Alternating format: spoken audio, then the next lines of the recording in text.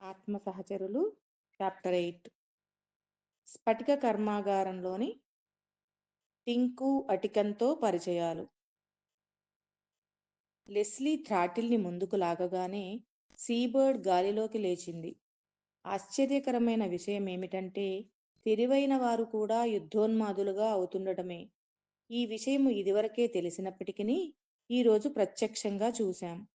లియోనారా, అనంతమైన సంభావ్యతలకు ఆస్కారమున్న ఈ ఇసుక స్పర్రుల అల్లిబిల్లి అల్లికలలో పియానో ప్రియురాలైన లెస్లీ, యుద్ధోన్మాద రిచార్డ్, ఈ రెండు గతాలనే మేమెందుకెన్నుకున్నాం?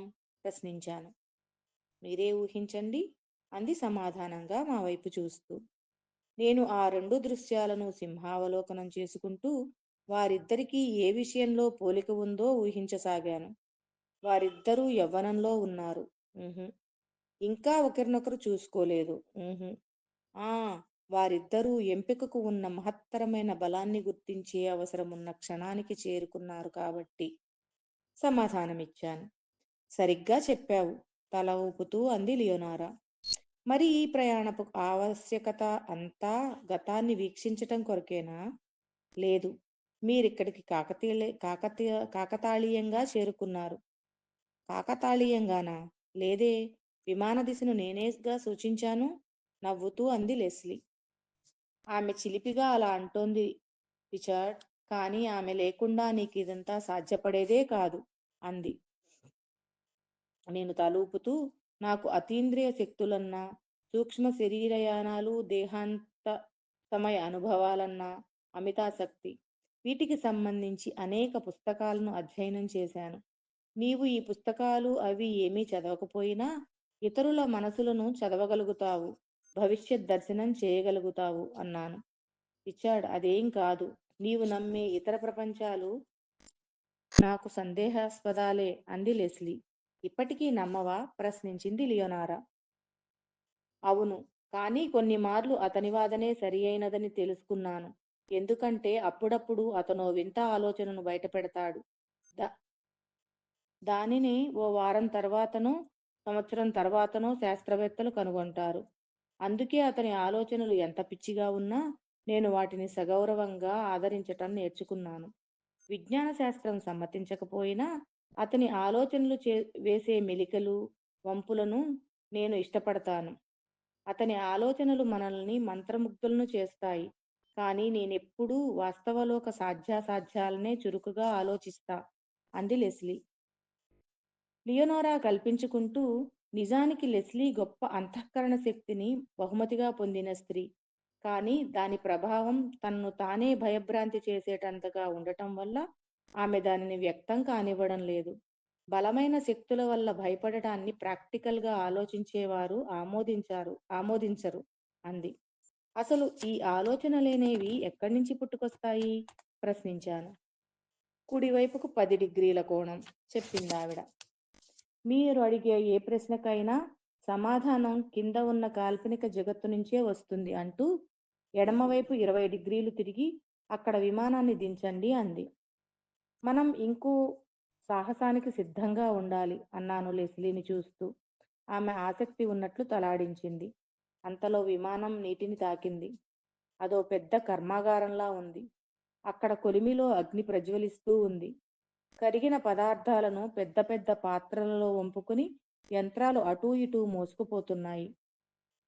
ఆ పక్కన ఓ పెద్ద పాత్ర శబ్దం చేస్తూ కిందికి ఒరగగా అందులో నుంచి ఆకుపచ్చ కాంతులు వెదజల్లుతూ ఏదో ద్రవ పదార్థం కింద ఉన్న అచ్చుల్లోకి ఒలికింది. అంతలో ఒక చిన్న వాహనంపై ఒక యువతి మా వైపు వస్తూ హలో అంది. ఆమె నాజూకైన జుట్టు భుజాలను తాకుతున్నాయి. ఆమె నీలి నేత్రాలు అదో కాంతితో మెరుస్తున్నాయి. ఇదో అద్భుత ప్రపంచం కాదంటారా? రణగొణధ్వనుల మధ్య గట్టిగా కంఠస్వరం పెంచి పరిచయం చేసుకుంటూ అంది. నేను లెస్లీ వంక చూస్తూ ఎవరీమే అన్నట్లుగా భావప్రకటన చేశాను. లెస్లీ కూడా తెలియదన్నట్టు తల తిప్పింది. మీ పేరేమిటి? ప్రశ్నించాను. ఆ యువతి ఓ క్షణం ఆగి నివ్వెరపోతూ, మీ వద్ద నాకు అనేక పేర్లున్నాయి. అదంతా మర్యాదపూర్వకమైనదే అని నవ్వుతూ, నన్ను మీరు టింకు అని పిలవవచ్చు అంది. ఆమె వేగంగా నడుస్తూ ఒక విశాల ప్రదేశానికి తీసుకువెళ్ళింది. ఇక్కడ కరిగిన ఖనిజం ఈ కన్వేయర్ బెల్ట్ ద్వారా వెలుపల ఉన్న జల్లించే యంత్రాన్ని చేరుతుంది. అక్కడి నుంచి అది శుభ్రంగా కడగబడి ప్రధాన యంత్రాగారానికి చేరుతుంది. నేను, లెస్లీ ఒకరినొకరు ప్రశ్నార్థకంగా చూసుకున్నాము. అసలు ఇక్కడేమి జరుగుతుందో మాకు వివరిస్తే బాగుండునని అనిపించింది. ఇక్కడ అది పింగాణీ పాత్రల్లోకి చేర్చబడి 3000 డిగ్రీల ఉష్ణోగ్రతకు వేడి చేయబడుతుంది. ఆ తర్వాత వేరొక పరికరం వాటిని ఇదిగో ఈ క్రింది ప్రదేశానికి తీసుకొస్తుంది. మీరు దేనిని గురించి మాట్లాడుతున్నారో కాస్త వివరిస్తారా? అడిగాను. తొందరెందుకు? కాసేపాగితే అంతా అర్థమవుతుంది కదా! అంటూ కరిగిన ఖనిజంలోనికి జెయునాన్ వాయువుని కలిపి, ఇదిగో ఇలా అచ్చులుగా తయారు చేసి కాండ్రైట్ చూర్ణంతో మెరుగుపెడతాము. దానితో ఈ స్ఫటికాలను మూసల నుంచి సులభంగా వేరు చేయవచ్చు అంటూ వివరించసాగింది. మూసలోని పదార్థం చల్లబడే కొద్దీ నారింజ రంగులను వెదజల్లుతూ క్రమంగా పారదర్శకంగా మారుతున్నాయి. ఆ ప్రక్కనే ఎందరో పారదర్శక స్ఫటికాలను యంత్ర పరికరాలతో ఘనాకరంగా, డైమండ్ ఆకృతులుగాను, శంకు ఆకృతులలో కోస్తూ వాటికి మరింతగా సానపెడుతున్నారు. ఇలా ఈ స్ఫటికాలను తీర్చిదిద్దిన తర్వాత వాటిని శక్తితో నింపుతాము. మీరు గమనించే ఉంటారు. ఇందులో ఏదీ కూడా మరొక దానిని పోలి ఉండటం లేదు అంది టింకు. ఆ తర్వాత టింకు మమ్మల్ని గాలి కూడా జొరబడనటువంటి పెద్ద హాలులోనికి తీసుకువెళ్ళింది. మేము ద్వారాన్ని దాటగానే తలుపులు అవంత అవే మృదువుగా మూసుకున్నాయి. ఆ వెంటనే అంతవరకు వినవస్తున్న శబ్దాలు మటుమాయమై అనంతమైన నిశ్శబ్దం ఆవరించింది.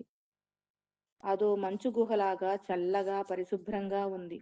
అక్కడున్న గాజు బల్లలపై నిర్దుష్ట ఆకృతులలో తీర్చిదిద్దిన స్ఫటికాలు వివిధ కళాకృతుల వల్లే ఉన్నాయి. పనివారందరూ మౌనంగా తదేక దీక్షతో తమ పని తాము చేసుకుపోతున్నారు. చివరకు ఇక్కడే అంతా సిద్ధమయ్యేది. మీరు తెలుసుకోవటానికి తహతహలాడుతున్నది ఇదే అంది టింకు. మేము నెమ్మదిగా ఓ గాజుబల్ల దగ్గరకు చేరుకున్నాము. దాని ముందు ఓ పెద్దాయన తిరిగే కుర్చీలో కూర్చుని తన ముందున్న ఒక పెద్ద స్ఫటికాన్ని పరీక్షిస్తున్నాడు. ఇది అత్యంత పారదర్శకంగా ఉండటం చేత నిశితంగా చూస్తే తప్ప అది అక్కడున్నట్లు మనం గుర్తించలేము. అయినప్పటికీ దాని తలలు, కోణాలు చిత్రంగా కాంతిని వెదజల్లుతున్నాయి. ఆ స్ఫటికంలో కాంతిరేఖలు వివిధ వర్ణాలలో విచిత్రంగా అల్లుకొని ఉండటాన్ని మనం చూడవచ్చు. అదంతా ఓ లేజర్ కిరణాల సూక్ష్మజాలకంగా వెలుగుతోంది. అతను ప్రతి కిరణపుంజం సరిగ్గా అల్లుకుందో లేదో అని చివరిగా పరీక్షిస్తాడు.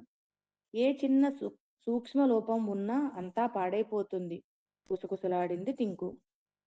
ఆ అలికిడికి అతను మా వైపు చూసి బాగా పరిచయం ఉన్నవాడి వల్లే హల్లో అన్నాడు. మీరెవరో మేం తెలుసుకోవచ్చా? అడిగాను ఉద్విగ్నంగా. అతను నా వైపు చూసి నవ్వుతూ, నన్ను తెలుసుకోగోరుతున్నారా? సరి. బహుశా నేనెవరో మీరు మర్చిపోయి ఉంటారు. నా పేరు అటికిన్. ఒకప్పటి విమాన ఇంజనీర్ని. మరొకప్పుడు జెన్ మాస్టర్ని. ఇదంతా మీకు గుర్తుంటుందని నేను అనుకోను అన్నాడు. ఇప్పుడు మీరు ఇక్కడ ఏం చేస్తున్నారు? అడిగాను. దానికతడు ఆ స్ఫటికానికి సమీపంలో అమర్చిన సూక్ష్మదర్శినిని లెస్లీకి చూపుతూ అందులోకి చూడమన్నాడు. లెస్లీ అందులోకి తొంగి చూసింది. అమ్మ బాబోయ్! లెస్లీ ఆశ్చర్యంతో గట్టిగా అరిచింది. ఏమైంది? ఇది ఇది గాజు స్ఫటికం కాదు రిచీ. ఇవన్నీ కాంతి రూపంలో ఉన్న ఆలోచనలు. అన్నీ సాలెగూడులా అల్లుకుపోయి ఒకదానితోనొకటి కలుసున్నాయి అరిచింది. అదేమిటో కాస్త వివరంగా చెప్పు అడిగాను. ఇవన్నీ కాంతి రూపంలో ఉన్న సందేశాలు. కానీ వాటిని మనం భాషగా అనువదించగలమనుకుంటా. ప్రయత్నిస్తాను అంది. అలాగే. ఇదంతా ఓ సరియైన సమయంలో సరైన నిర్ణయం తీసుకోవడం ఎంత కష్టమో, దాని గురించి మనకు బాగా తెలిసిన విషయాన్ని నిరంతరం శోధించడంలో ఎంత ప్రాముఖ్యత ఉందో, మరియు ఏది మంచిదో అది నిజంగా మనస్సుకు తెలుసని ఉంది.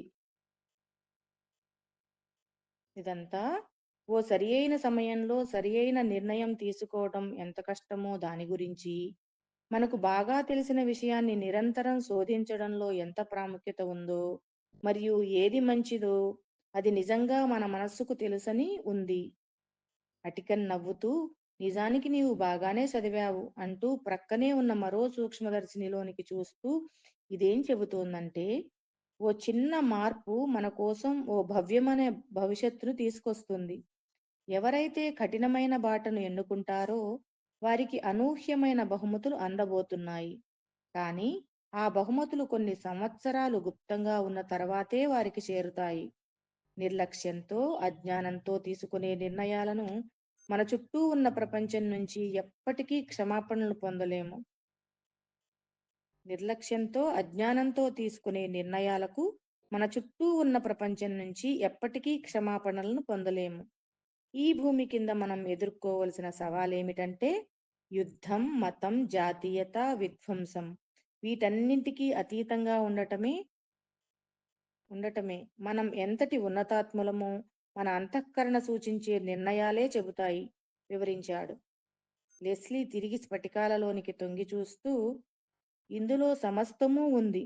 అన్నీ ఒకదానికొకటి కలవబడి జిగిబిగి అల్లికవలే ఉంది. మన సందేహాలన్నింటికీ సమాధానాలున్నాయి. మనకేది కావాలో దానిని కలుపుకుంటూ వెళ్ళడమే అంది. అంటే ఇది ఆలోచనలు తయారు చేసే కర్మాగారమా? ఇక్కడ తయారై మెరుగులు దిద్దిన తరువాత అవి మనల్ని చేరతాయన్నమాట.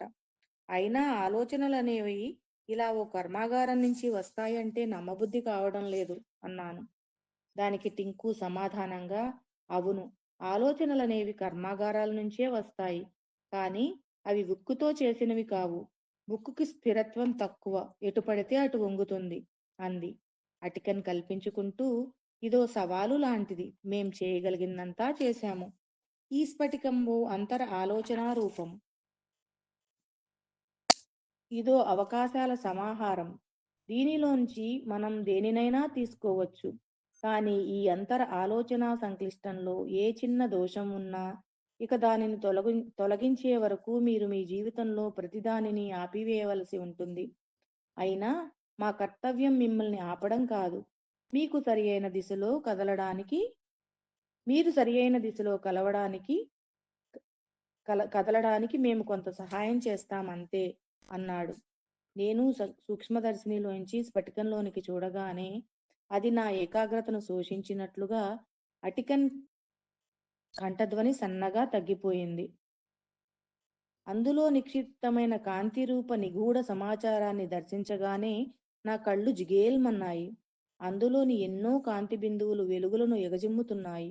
క్రమంగా అవి రంగులు మారుతూ ఆలోచనలుగా పరివర్తనం చెందుతున్నాయి. ఈ ఆలోచనలన్నీ నాకు ఇదివరకే పరిచయం ఉన్న వాటిలా ఉన్నాయి. ఇంతకు ముందే ఎప్పుడో నేను వీటిని చూసినట్లనిపిస్తోంది. స్ఫటికంలోని ఆలోచనలన్నీ ఉల్కాపాతంలాగా నా మస్తిష్కంలో పరివర్తన చెందుతున్నాయి. మనం ఆలోచనలను ఎలా అందుకోగలమో ఇప్పుడు అర్థమవుతోంది. అంతలో ఓ ఊదా రంగు జిగేల్మని మెరిసి ఆలోచనా తరంగంగా మారి నా మస్తిష్కంలోనికి పరివర్తన చెందగా నేను దానిని సాధ్యమైనంత గట్టిగానే చదివా. మనం ఎదుర్కొనే చెడు సంఘటనలు ఏవీ నిజానికి చెడు కావు. ఏ సంఘటన హీనమైనది కాదు. అంతలోనే ఊదా రంగు వంగపువ్వు రంగుగా మారిపోయి మరో ఆలోచనగా పరివర్తన చెందింది. సౌఖ్యవంతమైన జీవితం మనకు ఏమీ బోధించదు. మనకెదురు మనకెదురయ్యే ఇక్కట్ల నుంచి మనమెంతో అనుభవాన్ని పొందగలం. అంతలో ఊదా రంగు వంగపువ్వు రంగుగా మారి మరో ఆలోచనగా రూపాంతరం చెందింది. సులభమైన జీవితం మనకు ఏమీ బోధించదు. మన జీవితంలో ఎంత అనుభవాన్ని గడిస్తామన్నదే ముఖ్యం. నీవు సరిగ్గానే అర్థం చేసుకుంటున్నావు చెప్పాడు అటికన్. వజ్ర సమానంగా వెలుగుతున్న ఒక కాంతి పొర నుంచి పచ్చటి కాంతి వెలువడి ఒక భావంగా పరివర్తన చెందింది. మనం ఆరోగ్యాన్ని, ప్రేమను, ఆయుష్షు, సాహసం, సంపద, సంతోషం లేదా క్షమార్హత ఇలా ఏది కావాలంటే దానిని పొందవచ్చు. మనకు ఏమి కావాలో దానిని మనం అంతఃకరణ శక్తితో ఎన్నుకొని మనం మన జీవితాలను తీర్చిదిద్దుకుంటాము. పొరబాటున తప్పుడు అవకాశాలను ఎన్నుకున్నప్పుడు మనం నిస్సహాయులమని బాధపడతాము. ఇదే మీరు యువ లెస్లీకి చెప్పింది. అంటే మనమే మన పరిసరాల్ని సృష్టించుకుంటున్నామన్నమాట. మనకు అర్హత ఉన్న వాటినే మనం పొందుతున్నప్పుడు మన జీవితం పట్ల మనకెందుకంత కోపం? ఎవరిని నిందించగలం? ఎవనికి ఖ్యాతి అంటగట్టగలం? అంతా మనకు మనమే బాధ్యులం కాదా? మన జీవితాల్ని మనం కాక మరెవరు మార్చగలరు? మకరందం కోసం పుష్పంలో దూరిన పిట్టలాగా స్ఫటికంలోకి చూస్తున్న నేను బయటికి దృష్టి మరల్చగానే ఆ స్ఫటికం గాజుబల్ల మీద ఓ సాధారణ కళాత్మక వస్తువుగా మారిపోయింది. కానీ దాని వెచ్చటి శక్తి సామర్థ్యాలు నాకు తెలుస్తూనే ఉన్నాయి. నక్షత్రాలు, ఉల్కలు, గ్రహాలు తమ తమ గురుత్వాకర్షణతో దుమ్ము ధూళిని ఆకర్షించినట్లు మనం కూడా ఓ అయస్కాంత క్షేత్రంలాగా రకరకాల ఆలోచనల్ని ఆకర్షిస్తూ ఉంటాము. అవి మన మస్తిష్కంలోకి మెరుపు తీగలలాగా చేరుతూ ఉంటాయి. అటికిన్ లెస్లీతో అంటూ ఓ మీటను నొక్కాడు. వెంటనే స్ఫటికం అదృశ్యమైంది. అతను నా మనసులోని భావాలు చదువుతున్నట్టుగా అది అదృశ్యం కాలేదు, ఇంకో తలానికి పంపబడింది అని అన్నాడు. ఇంతకూ ఈ కర్మాగారాన్ని నిర్వహించేది ఎవరు? ప్రశ్నించింది లెస్లీ. ఇంకెవరు? టింకునే. తానే తన కర్తవ్యాన్ని ఎంతో బాధ్యతాయుతంగా నిర్వర్తిస్తుంది చెప్పాడు అటికెన్. టింకు చిరునవ్వు నవ్వి, మేము చెప్పిందంతా శ్రద్ధగా విన్నారు. మీరు ఎంత ఎక్కువగా ఆలోచనలు వినియోగిస్తే అంత ఎక్కువగా అవి మిమ్మల్ని చేరుతాయి. మేమెంతో శ్రమించి సృష్టించే ఆలోచనలు కేవలం శూన్యంలో తేలియాడేవి కావు. అవి నిజంగా మీలోకి ప్రవేశించి మీలో వ్యక్తమవుతాయి. అంటే ఇక్కడి నుంచే అన్ని ఆలోచనలు, ఆవిష్కారాలు, పరిష్కారాలు అన్నీ ఈ కర్మాగారం నుంచే వస్తాయా? ప్రశ్నించాను. అన్నీ కాదు. మీ అనుభవాల సమాహారమైన సమాధానాలు ఇక్కడి నుంచి రావు. కొన్ని ప్రత్యేకమైనవే ఇక్కడి నుంచి వస్తాయి. మేమిక్కడ చేసేదంతా అసంఖ్యాకమైన సంభావ్యతలను వడపోసి, మీకు అవసరమైన వాటిని, మీరు ఇష్టపడే వాటిని ఎంపిక చేసి మీకు పంపుతాము చెప్పింది టింకు. అంటే నేను రాసిన జోనాథన్ సీగల్ కథ ఇక్కడి నుండి వచ్చిందేనా? ప్రశ్నించాను. అవును. నేనే కనుక ఆ కథాగమనాన్ని ఓ చలనచిత్రంలా నీ మనోఫలకం మీద ప్రదర్శించకపోయి ఉంటే, ఆ పుస్తకం శీర్షికను గట్టిగా అరిచి నీకు చెప్పకపోయి ఉంటే, పాపం జోనాథన్ గతి ఏమై ఉండేదో. ఆ! నాకు గుర్తుకొస్తోంది. ఆ పుస్తకం రాయడం పూర్తి అయిన తరువాత దానికి ఏ పేరు పెట్టాలో తోచలేదు. అప్పుడు ఓ నిశిరాత్రి చాలా మృదువుగా ఓ కంఠస్వరం వినిపించింది. Jonathan seagull. నా గుండెలు ఘల్లుమన్నాయి. అక్కడ ఎవరూ లేరు కానీ పేరు వినిపించింది.